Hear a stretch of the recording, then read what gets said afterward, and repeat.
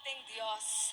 Pagpalang hapon mga kapatid at sa ating pong punong lingkod na si Brother Mike Velarde at saka po sa kanyang asawa. Ang aking pong unang ipagpapasalamat ay tungkol po doon sa aking apo. Ang una ko pong apo, nagkaroon po siya, sinilang po siya ng inborn po siyang open po ang kanyang spinal. Hindi po siya nagkaroon po siya ng, ito pong likod niya, wala po siyang laman na tumubo at inoperahan po siya ng 2 weeks pa lamang. Sa tulong at biyaya po ng Diyos, na operahan po ang kanyang likod at ngayon po 12 years old na po siya. Salamat po sa matagumpay po na operasyon sa aking apo.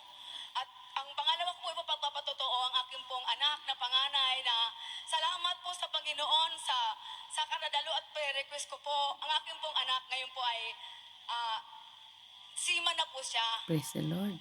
Sa buong mundo po na po niya pong sakay sa cruise ship. Ngayon po ay na po siya sa mga cargo na po. Salamat po sa biyaya ng Diyos sa amin at ang aking pong pangatlong patutuo ang aking pong apo na bunso. Ngayon po nasa Taiwan na po siya.